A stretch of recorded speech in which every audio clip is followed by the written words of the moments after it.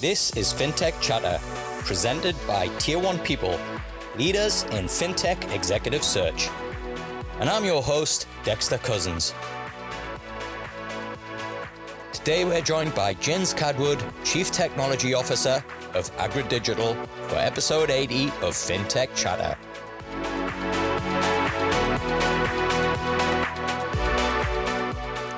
Backed by Square Peg Capital, Agridigital is an Australian fintech providing farmers with a digital way to manage grain from production to payment anywhere, anytime. Jins shares how blockchain, Defi, and peer-to-peer lending are set to revolutionise the farming industry. Jins, welcome to the show. Thanks, Dexter. Thanks for having me. It's cool to have you on the show, actually. I was just thinking, when we were first introduced, I actually handed to you the CTO of the Year award, I think in 2017 or 2018. It's cool to have you on the show, man. I really appreciate it. I do remember that. It feels like ages ago as well. I feel like it does. A long time. It's amazing to look how far everything's gone since then. Yeah, I think the world has completely changed in every aspect. Bitcoin is going crazy. We've got people working from home, which no one would have thought of. I think collaboration tools all over the world is just going absolutely bonkers. Yeah, it's crazy. So you're at Agridigital now. Can you tell us a little bit about Agridigital and what they do? Yeah, I actually just joined 6 months ago. So Agridigital, it's initially started off as a grain supply chain platform to provide farmers access to grain management. But it's actually moved considerably a lot. So it's now a platform that powers the trust in grain, not just grain, agri supply chains across the world by connecting inventory data, data from third parties, and financial services into one place, so that everyone in the supply chain can actually build value-added services such as getting access to loans instantly, or maybe even growing their farming business in some way. It's actually it's a very broad but very interesting platform, and that's sort of the biggest reason why I joined. We have about 45 people, all here in Sydney and the Philippines and the United States. America is actually our number one growth area for the next couple of years. Customers wise, we've got about 7,500 active customers on our platform. The platform is transacting phenomenally $4.5 billion worth of grain assets across our platform. 30 million metric tons of inventory is being handled. It's crazy numbers. And recently we just finished financing $20 million of loans to our customers as well. And that's our next sort of biggest expansion spot. Brilliant. And who's behind the business? Yeah, so the three founders are Emma Weston, who I think you've had on your show actually a year ago. Yeah, we have. Yeah, and Ben Reed and Bob McKay. And it's currently backed by Square Peg Capital and Kin Group. It's a pretty amazing team that we've got. Fantastic. So what was it that attracted you to coming on board? Because prior to this, we'll maybe talk a little bit about your history. You were at what I thought at the time was and still do, is a mega exciting idea, and it's pretty ironic now that the thing we're hearing most about in blockchain is NFTs and the applications of the technology to things like gaming. But do you want to tell our listeners a little bit about kind of where you were previously and how this move into Agridigital happened? Yeah, so I guess I've been playing in the fintech space for a while, and prior to just joining Agridigital, I was the co-founder of Insent, which is a blockchain-based instant reward platform. So it allows live streaming video and audio to reward their audiences in real time, and it uses a cryptocurrency called the Insent cryptocurrency to do that, and it's growing quite phenomenally. Literally all over the world, actually. I think there's nearly 300,000 users on that platform now, which is stunning and phenomenal. Good growth. And I think it just shows you the power of blockchain technologies when applied to very good use cases. Gaming is, and that community, it's just tailor-made to be the the kind of launch pad, I think, for any of the emerging technologies coming out in the crypto space. Yeah, I think what I learned, especially at Incent, and it's about helping anyone understand the value of the technologies that you use. So when I spoke to Emma and the team here at Agridigital prior to me joining, I could see the value of what they were doing with the blockchain technologies to try and create provenance, but also to use it as a way to manage smart contracts and to eventually provide instant access to loan capital. So it's use cases like that I looked at and I said, wow, what, not just an innovative solution or an approach, but that's going to change the world, like in the way that other companies like Grain Corp, for example, the dinosaurs of this world, just can't facilitate. And even our traditional banks, they're finding it very hard to supply financing and loan capital to anyone in the supply chain, because it's hard to track where the grain is. It's hard to know who the ownership is. They don't know where it's moving between point A to point B. And as a result, there's a huge population of people that just don't get access to it at all.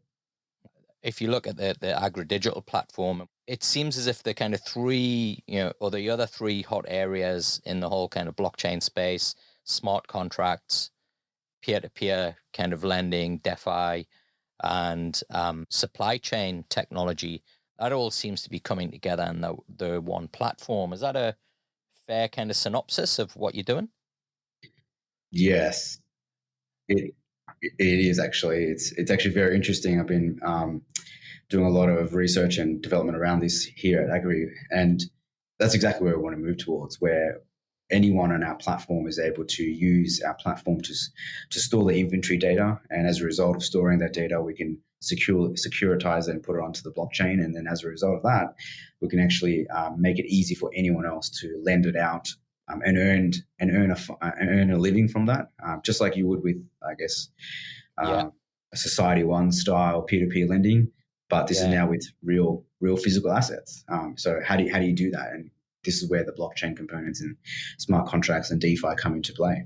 Wow, it's kind of mind blowing, isn't it? Right? When I was just saying to my kids, Yes. we were watching, I think it was Lord of the Rings, right? And they were talking about the ages, right? And my daughter asked, "What's an age?" And I said, "Well, we're coming out of the industrial age, which has been a 250, 300 year period, and we're now just starting the digital age."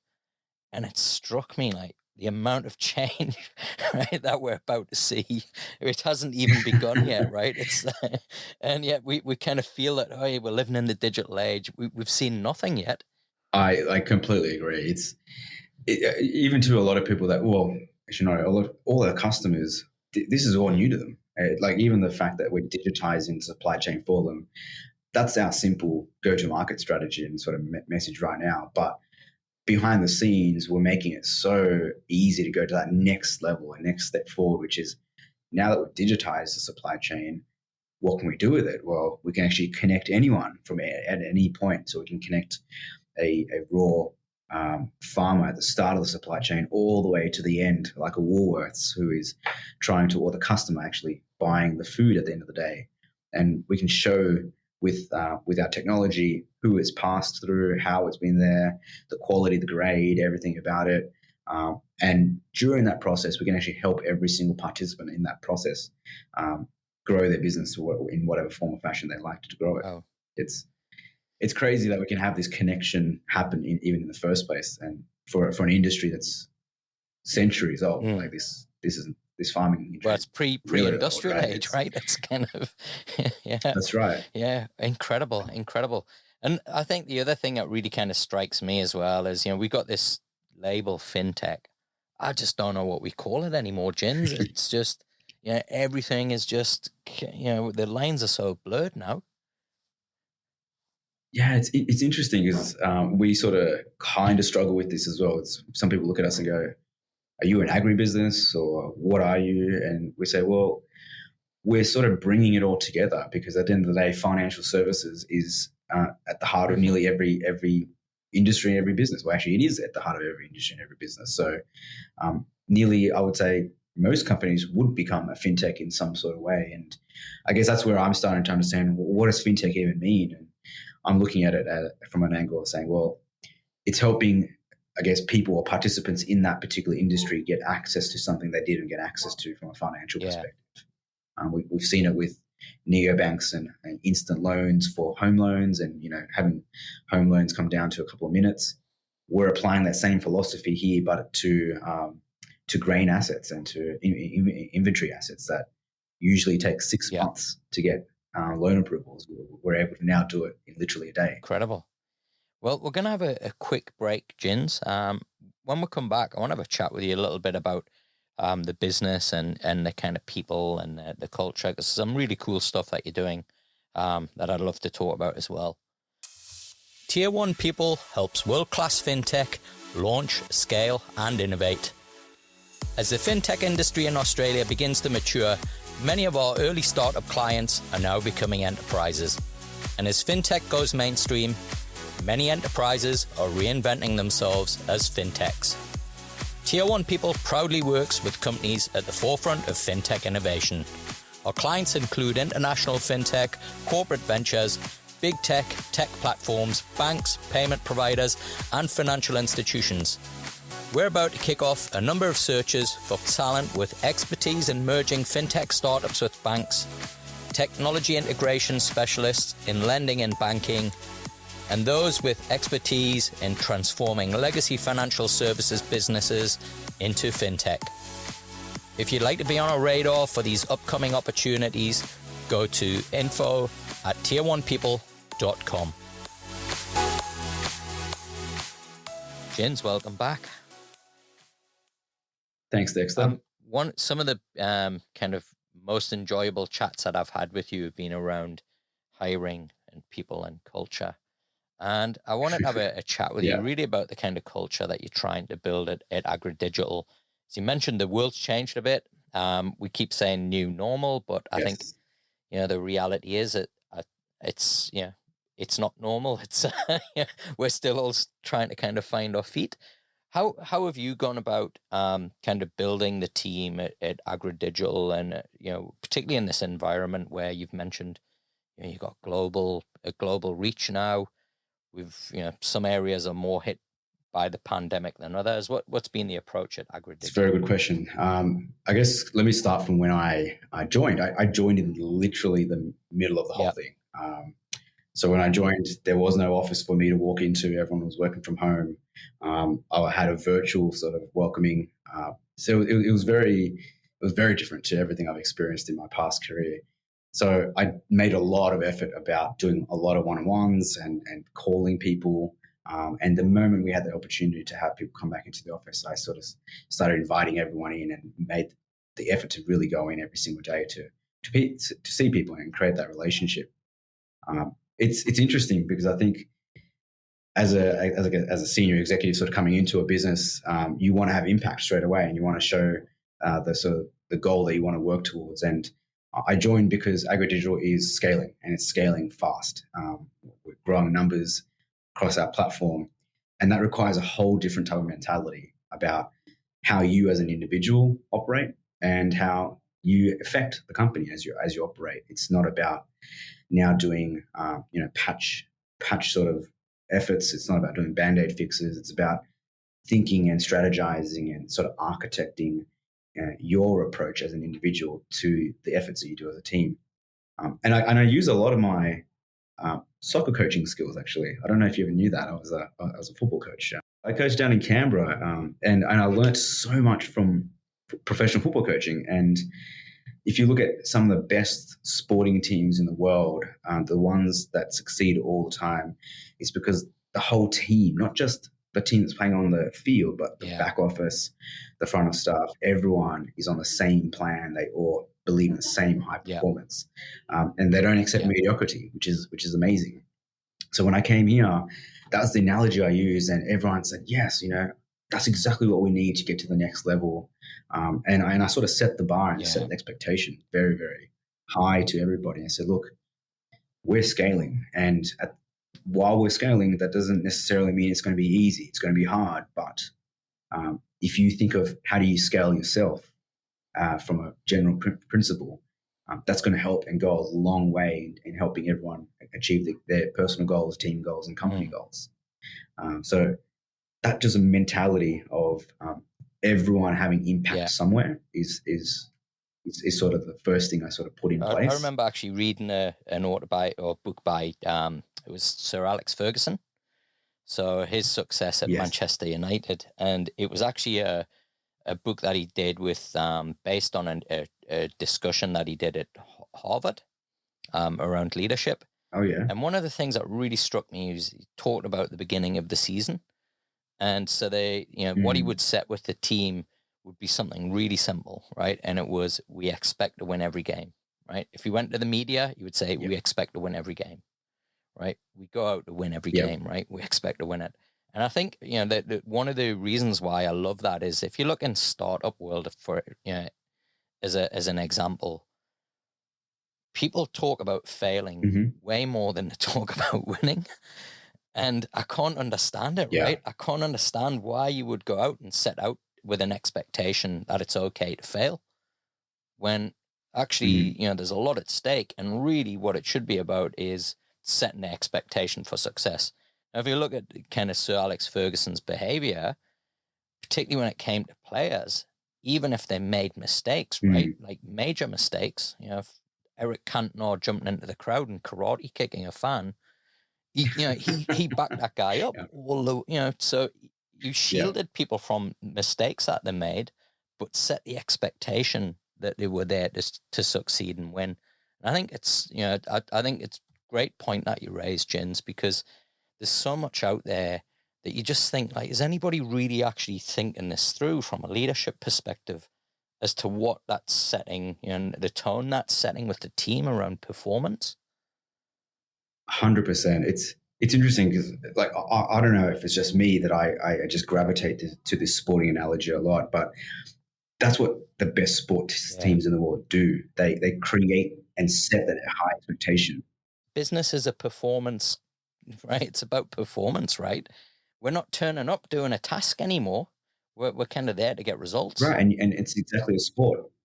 Yeah, and I actually even say to the product and engineering team and the technology teams that I manage, hey, the front end engineers, you're my strikers, and the back end, you guys are my midfielders. The testers, you guys are my defenders, and the product developers, you're the coaches on the side, and you're also the nutritionist that's sitting there helping the players perform and excel. Yeah. So when I start talking that sort of language, it's actually very tangible for people to say, oh, I get the high level concept of how a sports team works. Yeah. And they all work to the same outcome, which is to win, to excel.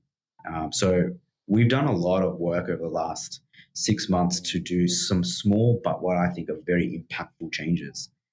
So one of the first things I've really been emphasizing is creating a safe environment for people to grow and train and become the best.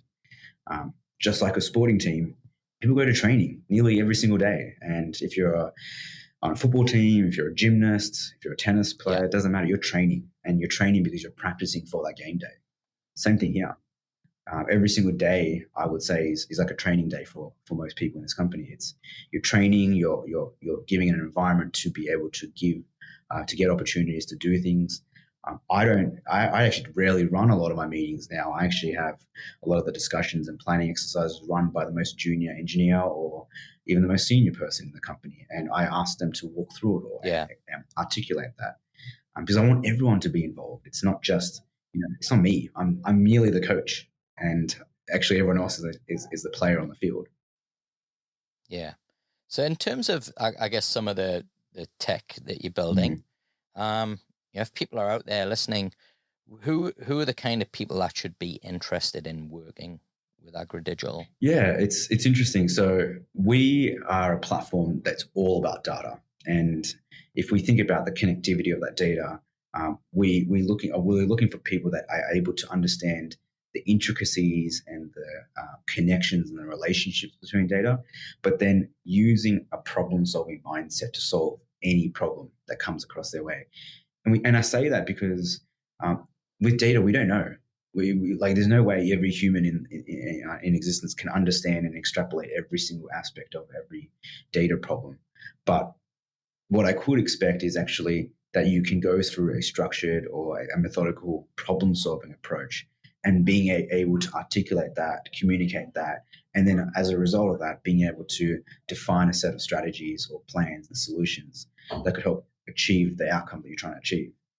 So I've actually changed the mentality in a lot of the time in the engineering and the technology and product teams here to move away from task-based approach to problem-solving approaches, and it's working wonders. I've had some of the most junior team members here just skyrocket in capacity and capability and leadership, and they're loving it. They're absolutely loving the ability to take the ownership to solve something that they solve themselves, and as a result, this is adding to their resume, and I love that. Like, that's what I think what every single company should be looking towards. It's helping every single staff member or every single employee add to their resume where they feel proud that they solved it, not their manager, that they did it. Yeah. I think it's such an important thing to focus on, right? The problem solving. Yes. We just see it in our approach to hiring, right? Is we focus on what's the problem that needs to be solved, what does success look like? And quite often, in fact, in 50% of cases, Jins, right, when people come to us and say, hey, we need to hire, when we go through this exercise with them, they realize that, oh, actually, we don't need to hire. We've already got somebody internally who can do this, or we can outsource that, or you know what, it's only going to be a problem for 6 weeks. Let's just live with it. And it's kind of amazing, right, when you see the kind of natural reaction to a problem isn't to think about how to solve it, but just to take action. Yes. And that kind of thing of taking action somehow gives you comfort that you're dealing with a problem. Yeah. When you're not, you're actually just creating more work for yourself. 100%. So I love that, you know, kind of just focusing on the problem, giving people the latitude to save it, to fix it. But then I think that, you know, the thing we were talking about earlier, and again, Alex Ferguson's a really good example. You know, I talk to a lot of leaders who talk about creating this environment where there's no fear of failure. Yeah. And yet they punish mistakes. And how can you create an environment, right? Yeah. yeah. Like an environment where people feel safe is that if they screw up, you know, as long as they deal with it in the right way, that they feel safe that, hey, I can fix this. Yeah. It's interesting. There's sort of two tactical things that I love to tools, I guess, tips or tools that I use nearly every single day. And one's from a hiring and sort of planning and execution perspective, or planning perspective, which is when I ask a person to come in and say, hey, you want this job? Okay, great. Solve me this problem. And then they'll go through it for maybe 20, 30 minutes, whether it be a technical problem or a marketing problem, it doesn't really matter. And I'm like, that's brilliant. Great answer. Love it. And then I'll wipe it all off. I'm like, all right, solve it again. But don't use anything you've used that you just said, but you've now got context. Like, you've got an answer that you've already had, but create a completely different answer. And I don't really care if it's a bad answer or if it's an absurd answer. I just want you to give me a different answer. And I love that because it really puts people into a position of actually problems can be solved in so many different ways. There's not just one fixed way of doing it. And that's a really good way for me to, what I found over my years of finding excellent people and excellent people that fit in the culture of problem solving. It's, can they solve problems and look at problems in multiple different ways? And then the second thing that I've been loving seeing being executed here at Agridigital is what I call the concept of one. And what that is essentially, if we have an objective, and for example, we have an objective now to get more inventory onto our platform, for example, or more users, or whatever it is, standard sort of objectives that you would see in most companies. I say, well, with the concept of one, I want to know what could the solution be in 1 hour, 1 day, 1 week, 1 quarter, 1 year. And just putting that sort of simple time-boxed constraint on the problem-solving aspect puts everyone into a frame of mind of saying, action. What can I do right now that can help us get one step closer to that objective? Yeah. And it was so amazing to watch. Actually, literally last week, a few of our team members, they took that approach and they did a 1-day exercise of trying to build out an analytics and insights platform for one of our customers. We had nothing, and in 1 day, they were able to produce not just a a basic product that allows our customers to see insights in the data that we're producing about inventory and all that, but also get it out to the customer. And the customer came on the Friday. They were expecting nothing, to be quite frank. They were like, oh, Yeah. they probably haven't got anything. It's probably going to take months before we even get something in our hands. And we're like, actually, here it is. And they were blown away. And it surpassed their expectations so much that they actually are looking to bring in a lot of customers towards us, which is amazing. Yeah. So it's just that creating that safe space to play and to train and to work, and then putting the constraint, and in this case, time, but then focusing on action and saying, hey, you've got one day. What can you do in one day? Like with 4 people, you can do a lot. And they prove that. And that mentality is amazing, because then you're always going towards success. And this is coming back to what you were saying. It's like, instead of looking at failure, you're looking at successes and you're saying, wow, we did this in one day. Imagine what we can do in 1 week. Imagine what we can do in 1 month. Yeah. Yeah. Mate, I couldn't agree more. I really couldn't agree more. And the point that you raised around problems and there being multiple ways to solve them. Again, we see this in the hiring process. I think hiring has to be the only process in business where you identify a problem and determine that the solution has to look a very certain way. And what we find is that, when we work with a client, most times the person that they thought, was the right fit for the problem, the person they hire is very different from what they had in mind. And it goes back to that thing around, let's focus on the problem that you're trying to solve and what success looks like. And then find somebody who's done that. Yes, right? certainly. And that person can come from a different industry. They can come from, different country. They could, but if they've got the blueprint for success, then you need to speak with them. And I think that's one of the really interesting points as to where we're at right now, right? Yeah. Every industry is kind of being disrupted, right? We're all going, well, nothing's how it was. So, if you've got 20 years experience, it's kind of completely irrelevant to what the next 20 years will look like. That's a very good point. So look, even me, I actually don't have any agriculture experience at all. And the team at Agridigital and Emma, when they were looking for a person, they did the exact, that's their mentality. They said, well, you know what? Yeah. Why does it have to be an agriculture person? Like, the right person is a person that is able to problem solve and go through and grow the team around them. And I love that, because typically other businesses may not even look at anyone outside of that industry. Typically, they might just go, "Oh, you've got no health experience, so we're not going to bring you in here because you need health experience."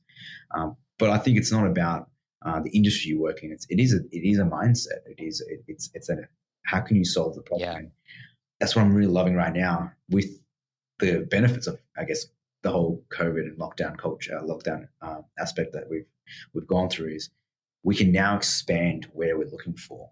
And it's been such an amazing experience to be able to put out there into. Well, mate, we're listened to in 40 odd countries, right? So here's your chance. Well, that's the thing. It's like, it doesn't matter where you are.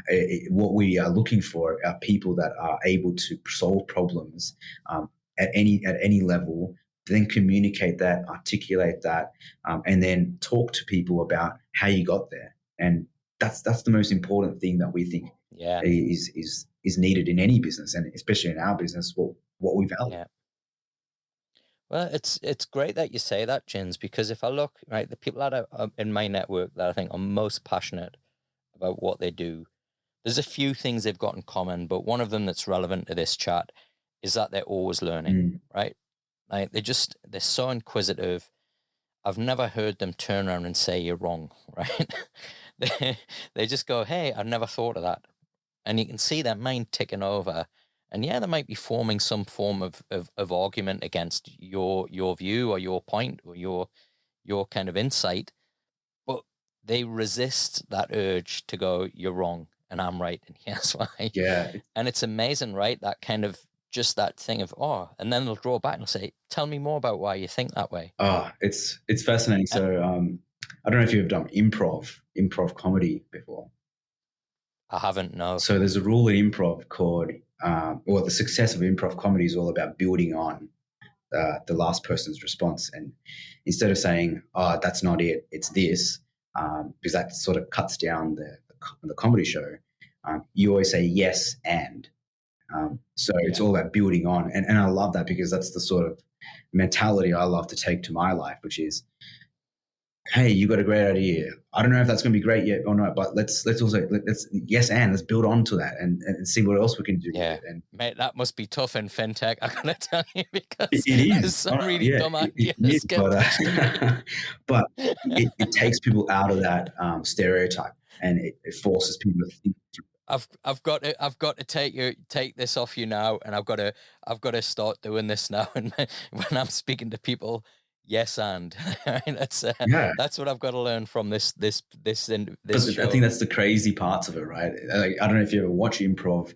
The best improvs are the ones that build upon everything, and you get this amazingly unique, creative, imaginative sort of scenario that you would never have thought of if you were one person.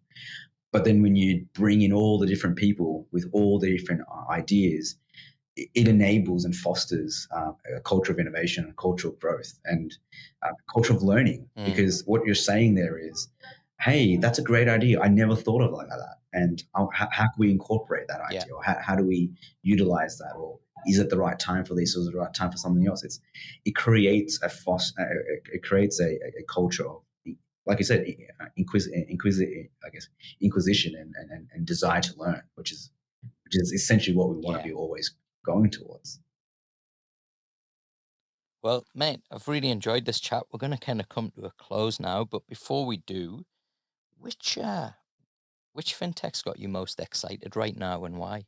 Other than Agridigital, of course. Oh, you know what? I'm actually going through this with myself at the moment. It's two fintechs. Can I have two? Because Yeah, I you can think have two. they're Yeah, complementary. yeah. TikTok Neobank, they provide instant home loans within like 12 minutes. It's crazy.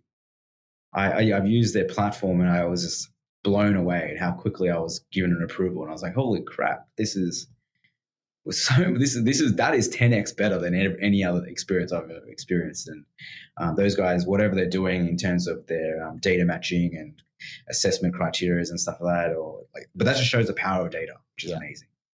I love what they're doing. I think they're going to be quite successful, and it's a great model to expand into other countries. The other is Finspo.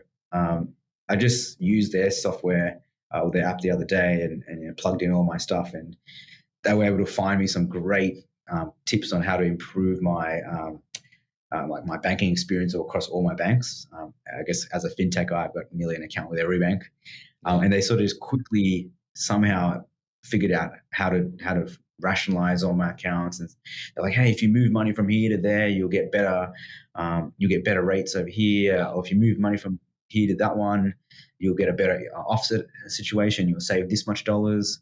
Oh, did you know that you could get a better electricity bill over here? I'm like, wow, holy crap! I didn't know that either. And I've actually actioned a lot of those things very quickly. Yeah. And those two are just, I think that just shows the next level of fintech, which is Yeah, it's not just absolutely. about Yeah. showing me the transaction categories or something. Yeah. Like that was, I think, fintech 1.0. I think Yeah, fintech. absolutely, mate. I couldn't agree more. And I read something this morning where I think it was banking day, where having a pot shot at open banking and its lack of progress. Which, let's face it, right? None of us in the industry were expecting it to hit strides within year one, Oh, even year two. sure. But I think what Yeah. you've just described with TikTok and Finspo is,